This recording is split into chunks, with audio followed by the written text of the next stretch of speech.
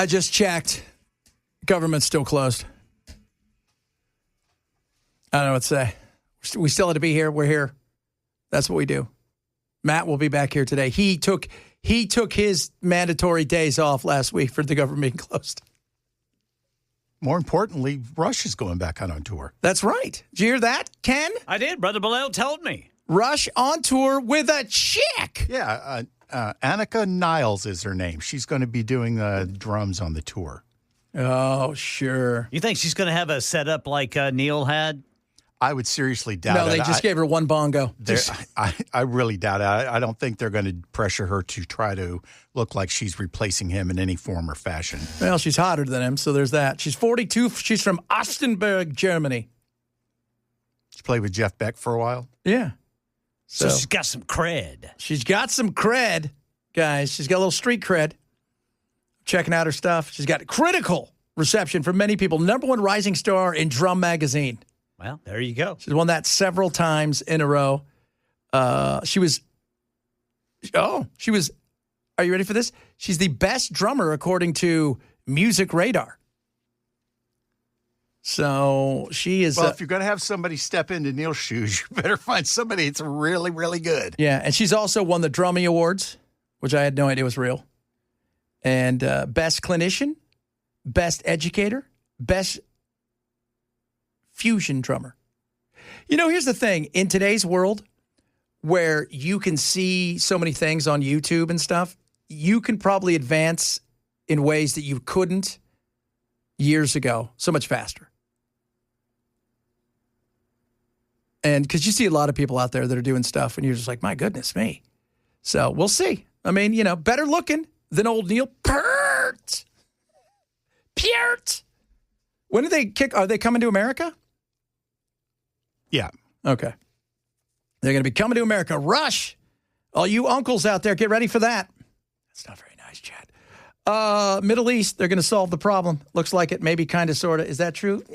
This is, I think, the last best chance of a ceasefire and a potential long-term peace. If this falls apart, then we're going down the wrong route, which would be a continuation of this horrible war.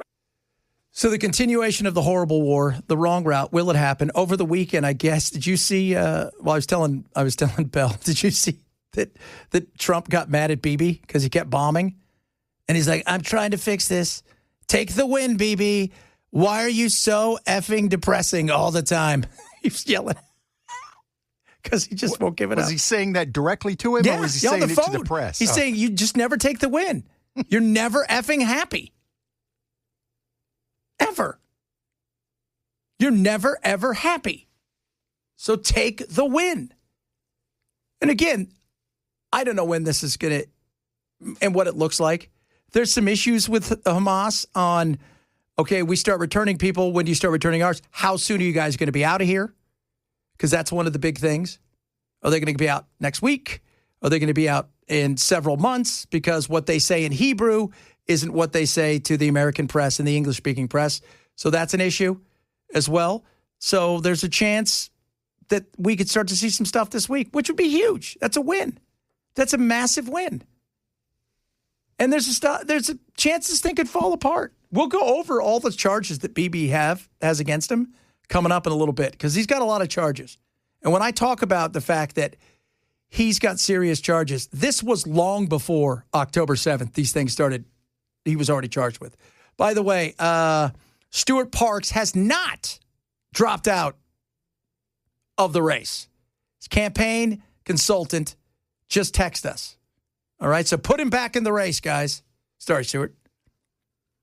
We did not know. We had no idea. Not because tomorrow it is election. Well, it's primary day, which could be election day, because I think we all know that. We didn't say Stuart Parks dropped out. Yeah, I think I said, somebody said that Stuart did. Maybe I didn't. No, somebody said that. I said Sally said Stuart Parks dropped out. Nope, he's in. Yeah, he's in. He's in like Flynn.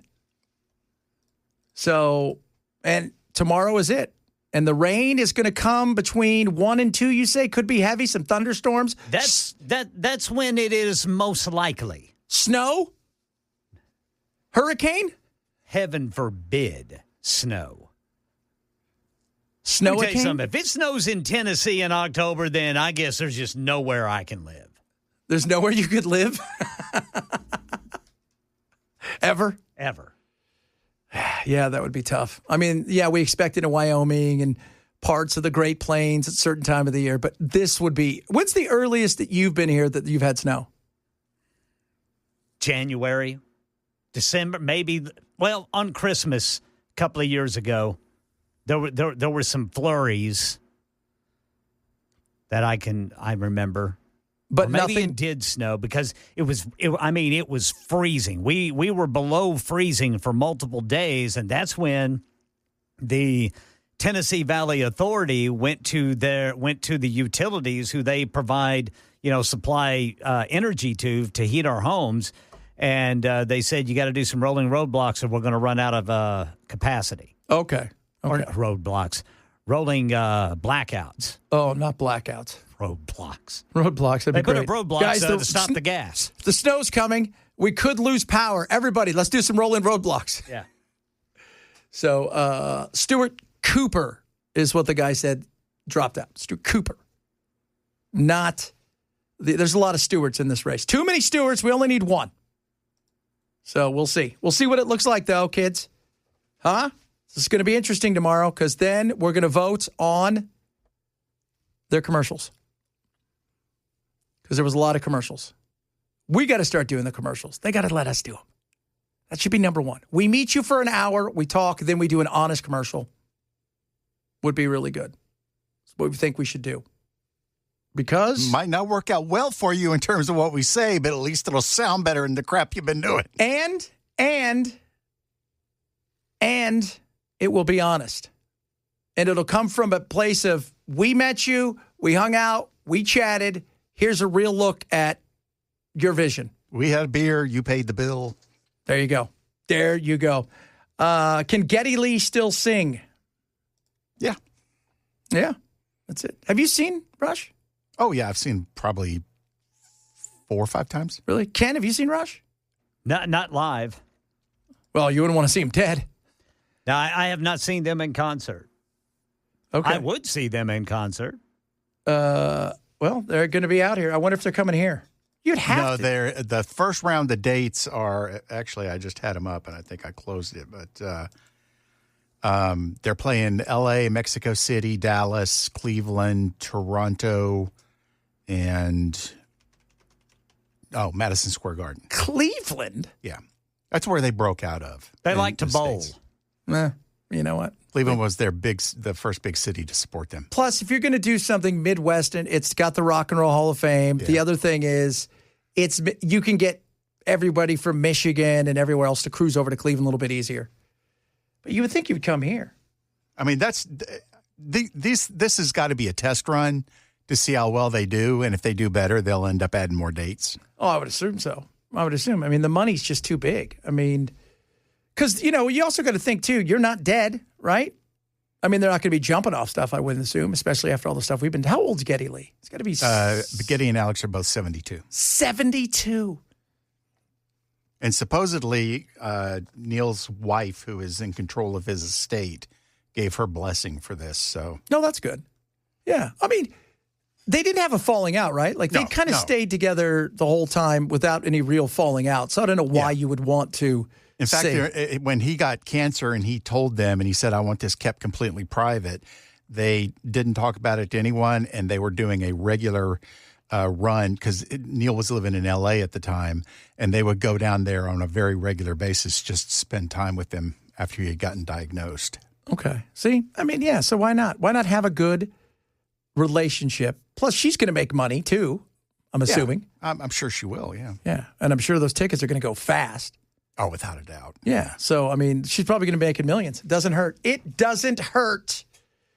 So, Jason says they don't do it for the money. They do it for the fans. No, that might be true. There's some bands I think that do it for the fans. It's probably a mix of both. Yeah, but it doesn't hurt that somebody's going to pay you millions of dollars to tour.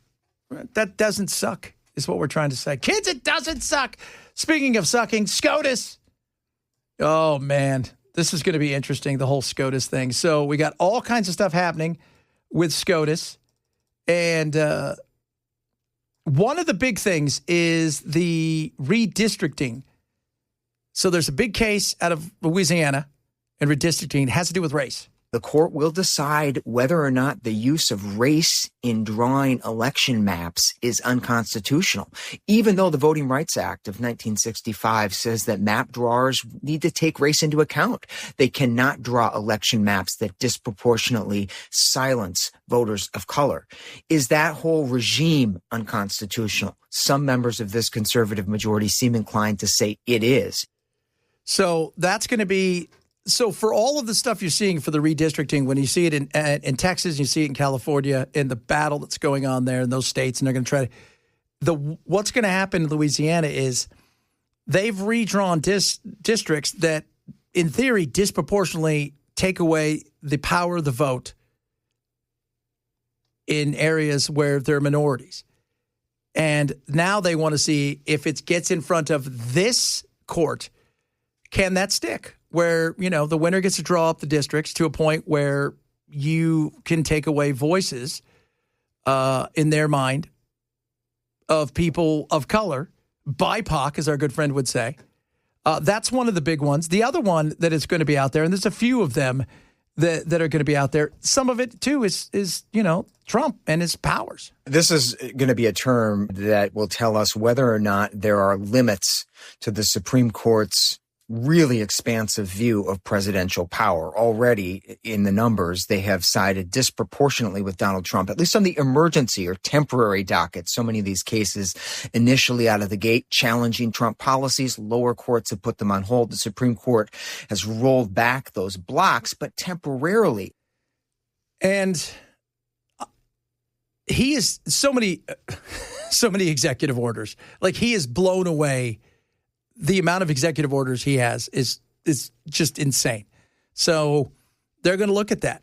If the tariffs is one of those things where they're going to look, does he have the right for the tariffs? Does he not have the right for the tariffs?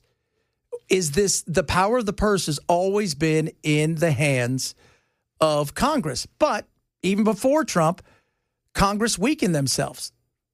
They did. They weakened themselves, started to give away more and more power, didn't fight it as hard, because they like the fact they don't have to make too many decisions. Because if you're not on the record that much, it's hard to hold things against you, especially during certain times of the year. We'll call that election time.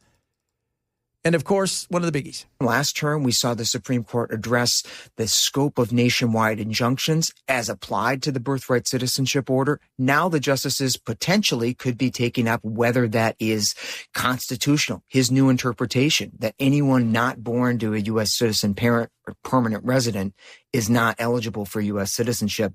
Obviously, a huge monumental question. That may be the biggest, along with the powers. And they've got a couple other ones that have to do with, I think one out of Colorado that has to do with, is it conversion therapy? I think that's it. And whether or not you can have conversion therapy or not conversion therapy. There's several that are going to be big, but these are kind of the ones that people are looking at. The birthright citizenship is a big deal. Trump's powers and the president's powers. And his right to, as he overstepped in certain areas, has he went and stomped on the toes of Congress, which, yeah, he has, but several presidents have. But they don't seem to mind because they don't want any paper trail to them making a decision that may upset people that would vote for them or against them. Because that's how they roll. What can I do to fly under the radar and continue to get voted on over and over again? That is the art of what Congress has become. Coming up, government shutdown still going on. We'll maybe talk a little bit about that. Also, the whole thing with Mark Sanchez, the football player, more stuff is coming out about that, and it is crazy. Mount Everest. And what's the Purple Revolution? It's nothing to do with Prince. He was just the Revolution. It was Prince and the Revolution. But Prince wore a lot of purple. Yeah. But this has nothing to do with it. I think he has this copyrighted. Somebody might get sued. Somebody might get sued. We'll talk about that as well. Chad Benson, Super Talk 99.7. It is illegal, in fact, to call out the National Guard or to send troops into American cities. The Posse Comitatus Act prohibits that. Posse Comitatus. Remember that song? Wasn't that from Lion King? Yep. Posse Comitatus. Is it illegal? Yeah, it is. Now, can you make an argument on the federal side of stuff, especially with ICE, that they could use the extra help? You could make that argument. You can make that argument in that situation, which is what this was, is about. Now, as far as crime and, whether or not, no, they shouldn't be there for crime. It spells it out that that's not what they do. That's not who they are, and they're prohibited from doing that on our soil outside of riots or insurrection. And the riots, there's not really the riot. Like, L.A. was riots. L.A. was riots. But you can make an argument on the federal side of stuff at ICE detention centers that you could have some protection. Now, as far as just normal everyday crime, no, that's not what they're there for. So it is, again, this is the battle that's going to go on. There's lawsuit after lawsuit. Trump lost a lawsuit this weekend, and which was kind of funny the way that it happened. So he goes and he's by the way, a judge that he appointed said no.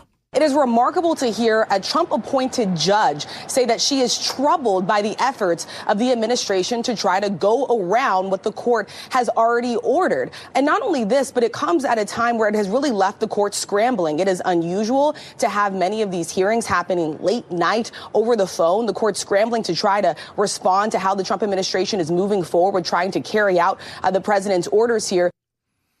And so the way it's worked now is Trump didn't call in the Illinois National Guard for Illinois. Texas National Guard went there.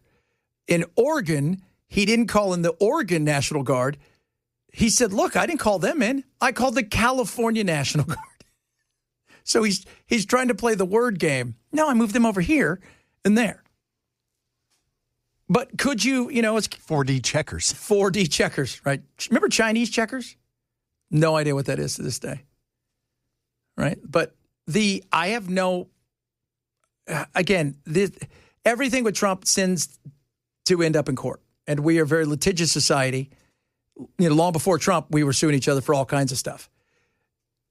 The reality of dealing with what is a federal situation, in particular, as Ken and I were talking about earlier, based on all the stuff, not just Charlie Kirk, but the shooting at the ICE, you've got people out there who are saying horrific things. And I don't know how real or not real it is to have bounties, because I heard that, what's her name? Kristi Noem said there's bounties on the heads of several ICE members. I don't know if that's real or not, but you can't take anything lightly anymore based on the fact that you have people killed at an ICE detention facility. Somebody walked into that detention facility a month and a half earlier in Dallas, said they were going to blow themselves up. So you got to take some of this stuff a little bit more serious. I don't think they should be fighting crime, but yeah, you can make this argument. You can. And that's what they're going to look at, because everything is going to get to the Supreme Court. That's where it should just start. I know we have ways that we go about doing things. Let's just start it there. Could we just start it there? To be fantastic. Let's just start it at the Supreme Court. We'll go from there. Who's Chief Justice? I forgot. Is it Kennedy? It's Roberts. Roberts. Yeah. You just gave him an aneurysm. Yeah. Don't I have enough to deal with already? Yeah. I mean, probably. I mean, he gets it. He gets it. And they're going to hear a lot of different things over the next several weeks, because they kick off tomorrow. Their latest session. But I think, again, I don't like using the National Guard. I don't want them on our streets. And I don't think they should be policing crime at all. That's constitutional. It says so. When it comes to stuff that's federal, in particular situations like this, you can make a much better argument. D.C.'s different because it is federal. But alas, here we are. And here's the other thing. Trump just doesn't listen. It's the other side of it. He just, okay, well, fine. Okay, we can't use Illinois.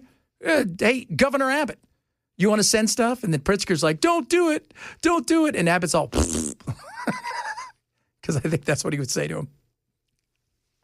Because Abbott will be like, I'll roll over your toes. I will. I'm going to come on over there. What do you think of that?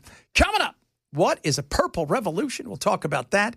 And if you don't know who Jay Jones is, you're about to find out. I don't know if Chris talked about it. Doesn't she do weather? I mean, No, news for us? no. This is different. This is different Jay Jones. This person wants to be the AG of Virginia. And let's just say, no, should drop out. We'll talk about that straight ahead. Chad Benson Show, Super Talk 997.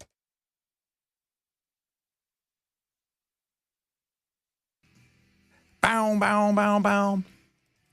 This guy right here. Hi, I'm Jay Jones, Democrat running for Attorney General of Virginia, and we're going to talk about public safety. Okay, let's talk about Jay Jones. If you don't know who Jay Jones is, this story is getting bigger and bigger every day. He's a Democrat, by the way, who, let's just say, a few years ago, he had a text message conversation with a Republican, the state legislature in Virginia. And it was about the former Speaker of the House. And what he said about them is now come to light. All right, here we go. You decide if you should beep this or not. So Jay's talking to a Republican who's also in the state legislature there. And he says, and this is a conversation between two people who are politicians. One now wants to be the AG. The other one was a former state rep on the Republican side. They were friends, opposite sides, apparently. And the lady says, hey, they say nice things about everyone, LOL. Talking about the former Gilbert is the guy's name, him and his wife. And he says, if those guys die before me, I'll go to their funerals and pee on their graves. Send them out awash in something. She writes back, Jay Jones.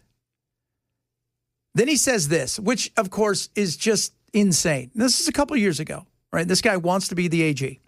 3 people, 2 bullets. Gilbert, that's the guy. Hitler and Pol Pot. You don't know who Pol Pot is? Look him up. Spoiler alert. Put 2 in Gilbert.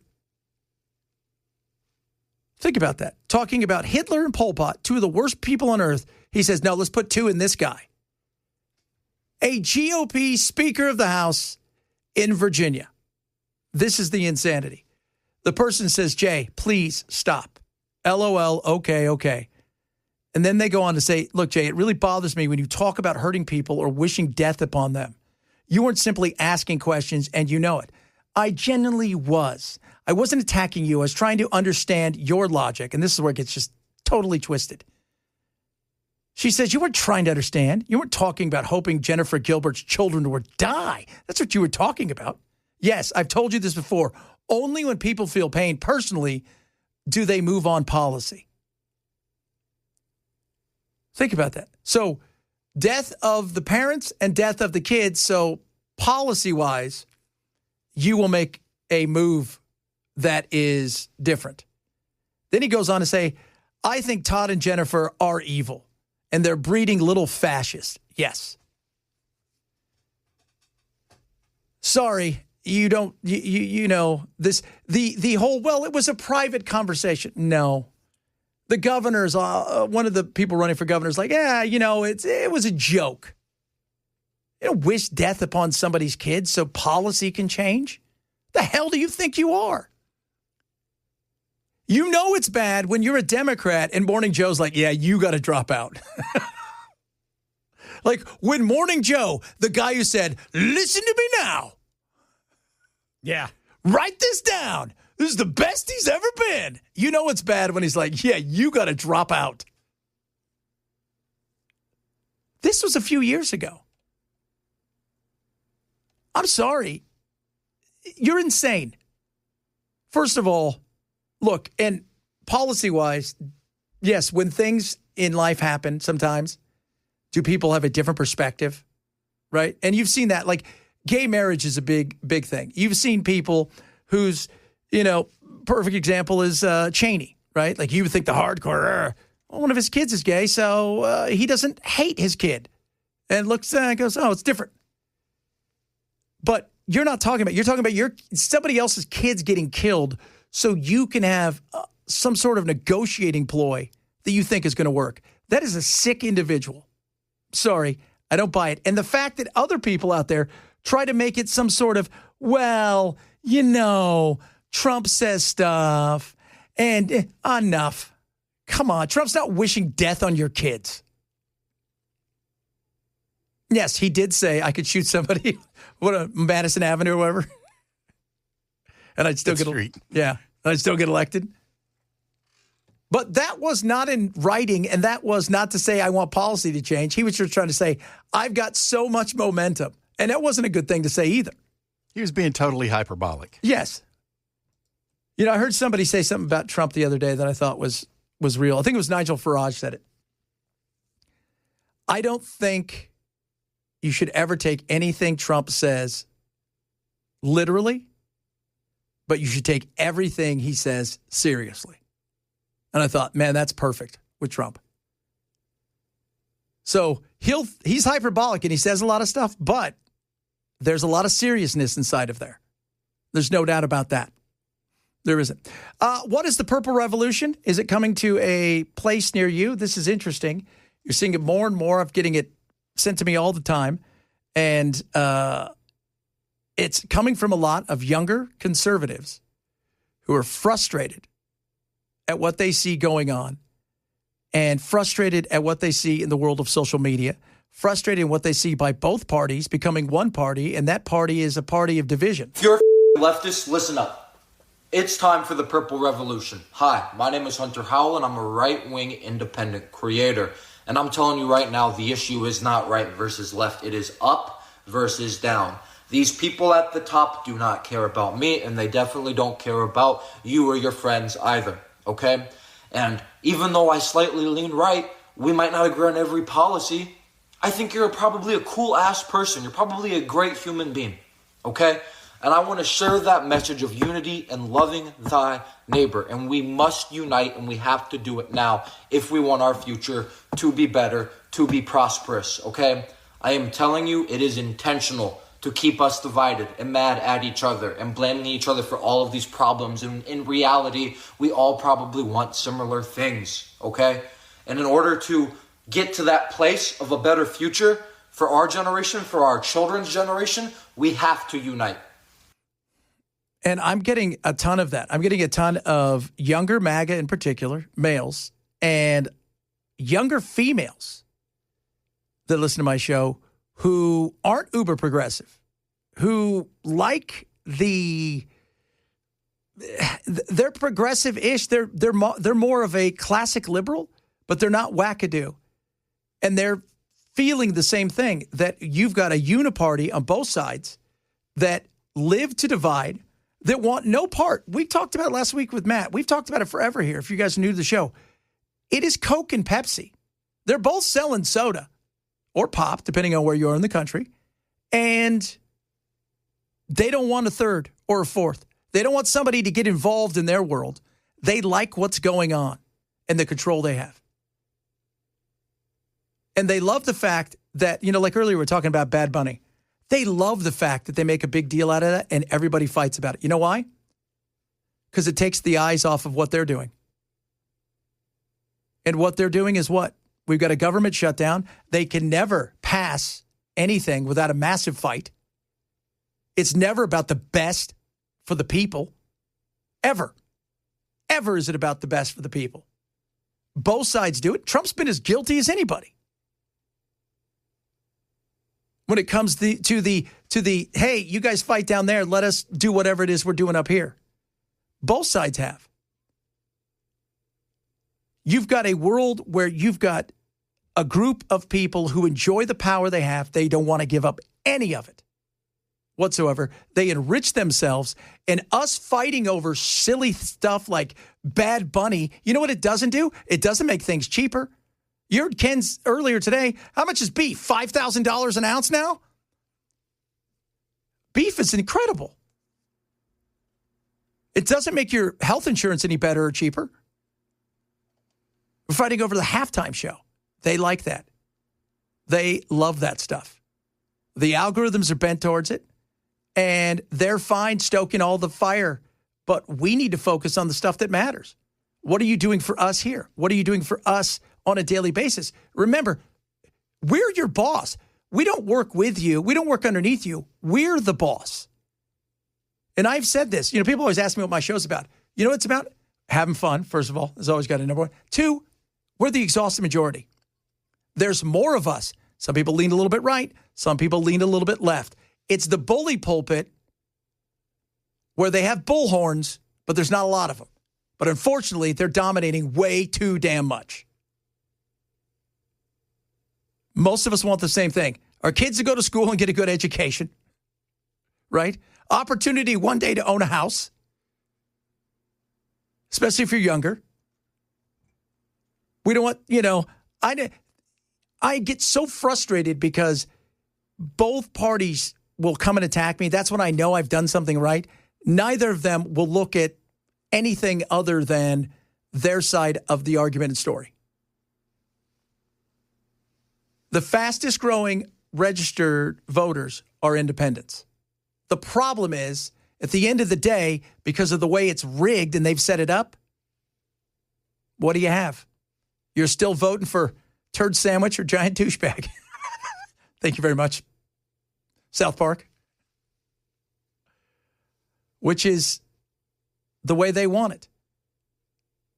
Absolutely the way they want it. And that should frustrate all of us.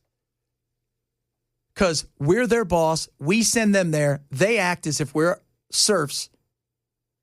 And we're not. Go and work for us. I mean, they took the weekend off. The weekend. The government shut down. The United States of America government is shut down. And like you said, they took the weekend off. And here's the thing. I mean, I get federal workers are going to get their pay retroactively. I get that. But what about in the meantime? Some of these people are paycheck to paycheck. Yeah.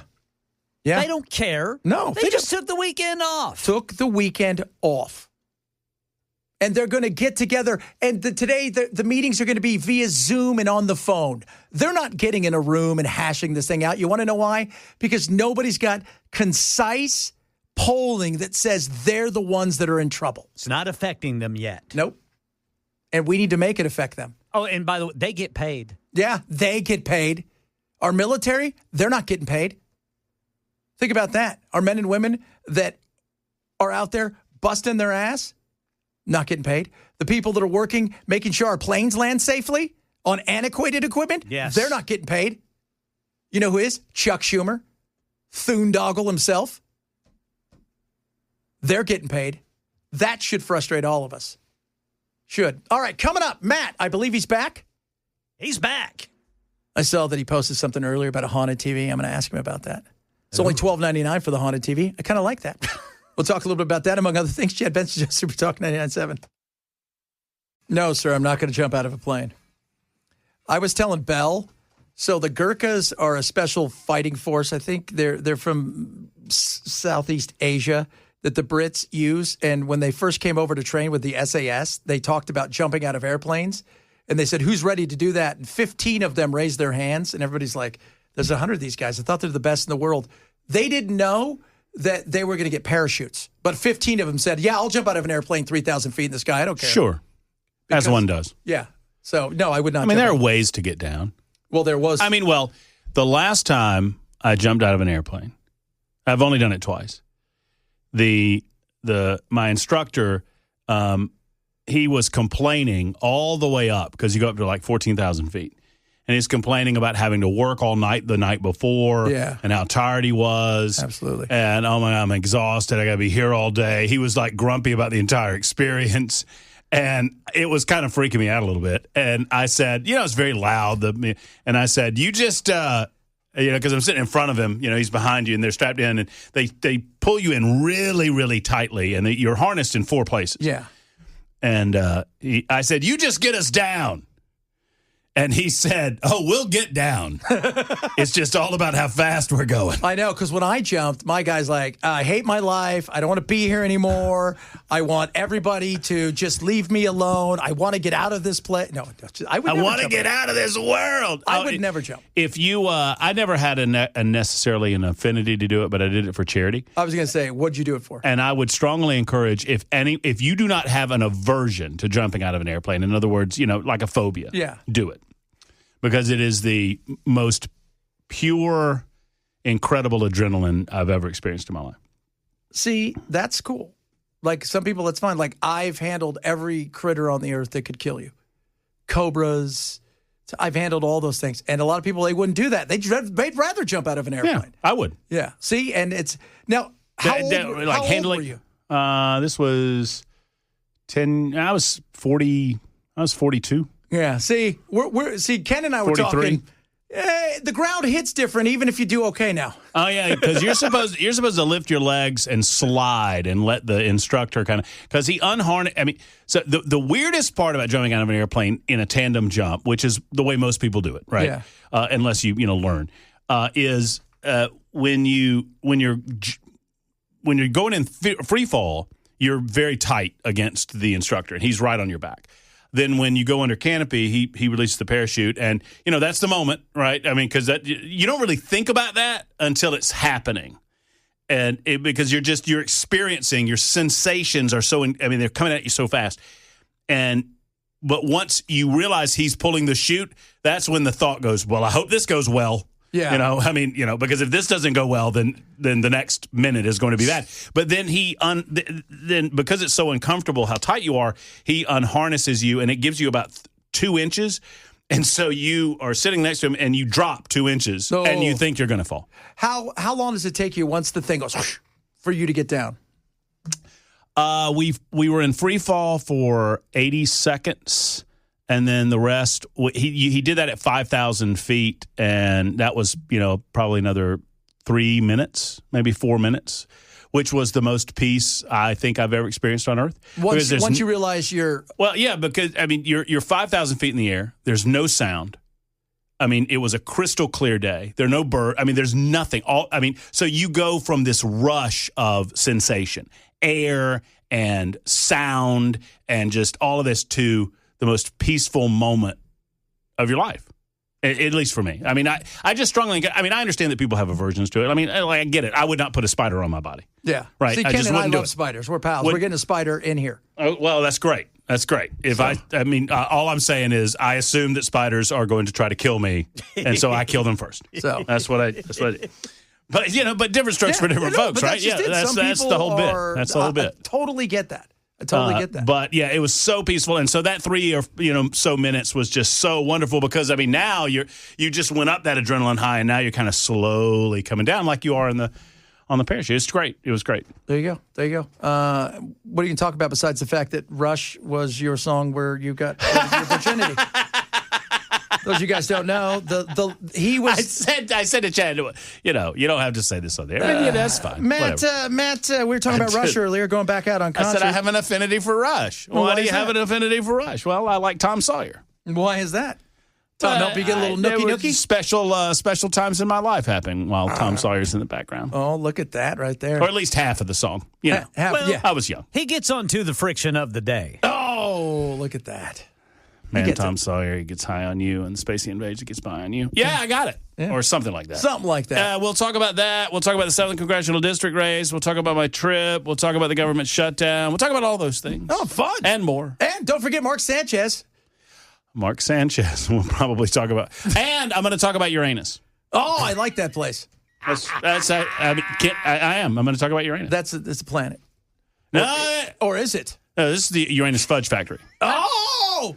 Very different. Look at that. Look at this here. You guys have a go. We'll do it again tomorrow.